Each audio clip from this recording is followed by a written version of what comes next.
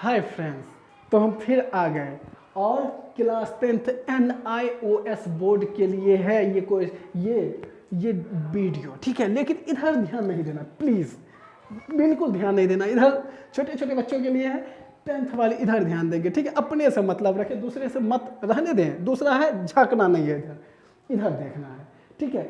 और ये है होम साइंस अध्याय 6, गजब का है। 6 अध्याय नंबर 6 है पर्यावरण, ठीक है। और पर्यावरण से अभी मैं कराने जा रहा हूं। देखो इसमें है प्रदूषित जल से कौन प्रभावित होते, प्रश्न 12 है। इससे पहले इसका मतलब 11 हो चुका है। जो नहीं देखे हो बच्चे जाके देखो, मस्त मजा आ जाएगा, ठीक है। प्रश्न 12 है प्रदूषित जल से कौन कौन प्रभावित होता है। प्रदूषित जल जानते हो ना, नहीं जानते हो तो इससे पहले वाला वीडियो देखना पड़ेगा। मैं इसी में पहले वाला भी बता दूंगा तो फिर दिक्कत हो जाएगा, ठीक है। प्रदूषित जल मतलब गंदा जल, ठीक है। से कौन कौन प्रभावित होता है, कौन कौन प्रभावित हो सकता है गंदे जल से। कमेंट बॉक्स में कमेंट करो कि कौन कौन प्रभावित हो सकता है गंदे जल से, अगर तुम लोग जानते हो तो। देखो प्रदूषित जल से वे सभी प्रभावित होता है जो प्रदूषित जल का सेवन करता है। यानी गंदे जल से वही लोग प्रभावित होगा ना जो गंदा जल पिएगा, क्या उसका सेवन करेगा, जो उसका इस्तेमाल करेगा। हाँ सही बोले, जैसे मनुष्य, पशु पक्षी, पेड़ पौधे, जो भी गंदे जल का इस्तेमाल करेगा वो बीमार होगा, ठीक है, प्रभावित होगा। देखो अब 13 नंबर क्वेश्चन है, असुरक्षित पानी की सेवन से कौन कौन सी बीमारियां होती है। असुरक्षित पानी की सेवन से कौन कौन सी बीमारियां होती है, कौन कौन सी बीमारियां। असुरक्षित पानी की सेवन से हैजा, टाइफाइड, तपेदिक, इसी को टीबी बोलते हैं, तपेदिक को ही टीबी बोलते हैं, ठीक है, तथा पेचिस जैसी बीमारियां होती है। ये सारी बीमारियां होती है असुरक्षित जल यानी असुरक्षित पानी की सेवन से, गंदे पानी के सेवन से। इसीलिए गंदे पानी से बहुत ही ज़्यादा बचनी चाहिए।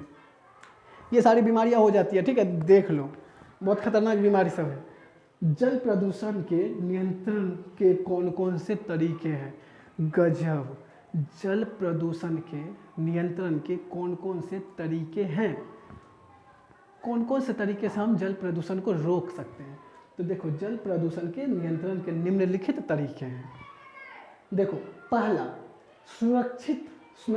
सुनिश्चित करें कि जल के स्रोत में गंदा पानी जल तो नहीं मिल रहा है। हमको ये देखना होगा कि जहाँ का पानी हम यूज कर रहे हैं पीने के लिए, ठीक है, उस पीने योग्य पानी जो जल जिस स्रोत से हम ले रहे हैं। देखो जल स्रोत भी पिछले वाले वीडियो में मैं बता चुका हूँ, जल स्रोत उसी को बोला जाता है जहाँ से जल हमें मिलता है, ठीक है। चाहे ट्यूबवेल हो, चापाकल, नदी, तालाब, कुआं, ठीक है, ये सारे जल स्रोत हैं। तो बोलता है कि सुनिश्चित करना होगा कि जहाँ का जल जो हम ले रहे हैं, ठीक है, जो जल स्रोत है उसमें गंदा जल तो नहीं मिल रहा है।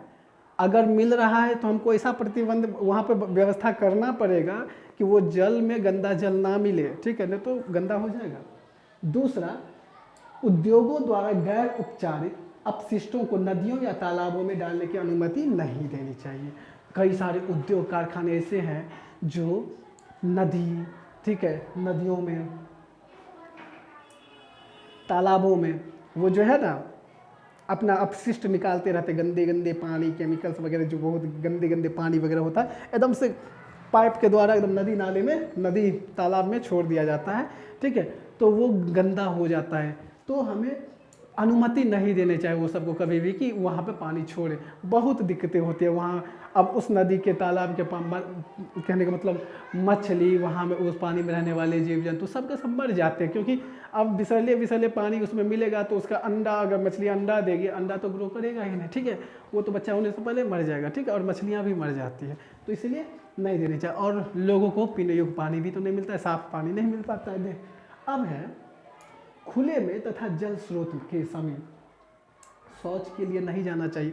पहले लोटा लेके दौड़ता था सब, ठीक है, दौड़ दौड़ के एकदम से पूरे नदी नाले को गंदा करके रख दिया था, ठीक है, ऐसा नहीं करना चाहिए। सुबह सुबह खुले में तथा जल स्रोत के समीप शौच के लिए नहीं जाना चाहिए। जहाँ का पानी हम यूज़ कर रहे हैं, ठीक है, उसके आसपास में शौच वगैरह नहीं करना चाहिए, ठीक है। अब देखो शौचालय, कूड़ेदान आदि जहाँ कूड़ा कचरा डाला जाता है जल स्रोत से दूर ही रखना चाहिए, ठीक है, दूर ही होने चाहिए। ये शौचालय बनाते हैं, कई बार तुम देखते हो गांव में, शहर में, बहुत जगह, ठीक है, जहाँ पे नदी है, तालाब है, अब जिसका उसके बगल में घर है वो पाइप गिरा देता है जाके, हमको तो बहुत आसान है भैया, ठीक है, हम तो इसी में गिराएंगे, ठीक है, अब मस्त खूब नहाएंगे एकदम 50-50 बाल्टी उछल उछल के, हमको तो पानी का कोई दिक्कत नहीं है, ठीक है, कितना भी बहा दो, कितना भी कुछ करो, खूब हम पानी भी बर्बाद करेंगे और नदी नाले को भी गंदा करेंगे, उसी में शौचालय का, ठीक है, शौचालय का भी उसी में पाइप लगा दिया, पानी गंदा पानी नहा रहे हैं वो भी पाइप उसी में जा रहा है, ठीक है, सबको गंदा करके रख दिया अगल बगल में, ठीक है, ऐसा नहीं होना चाहिए। और कूड़ा कचरा का घर भी जहाँ पे कूड़ा कचरा फेंकते हैं ये सारी, और शौचालय तो दूर ही रखना चाहिए जल स्रोत से जहाँ का पानी यूज कर रहे हैं, ठीक है। शौचालय, हाँ ठीक है, जल स्रोत में या उसके समीप नहाना अथवा कूड़ा धोना, कपड़े धोना या पशुओं को नहीं नहाना चाहिए। देखो जल स्रोत में, हाँ तो आप बोलोगे कि कहाँ नहाना चाहिए, कितना ऐसे ऐसी ऐसी बातें कैसे कर रहे हैं, ठीक है, जिंदगी में कभी हम फॉलो नहीं कर पाएंगे, ऐसी कोई बात नहीं है। यानी हमको दिमाग से सोचना है कि जो जल हम पीते हैं, जिस पानी का यूज़ करते हैं और जहाँ से अब यूज करने योग्य पानी मिलता है हमको, पीने योग्य पानी, तो उस नदी, अगर हम कहीं नदी का पानी पी रहे हैं, तालाब का पानी पी रहे हैं, कुआं का पानी पी रहे हैं, तो उसके आसपास,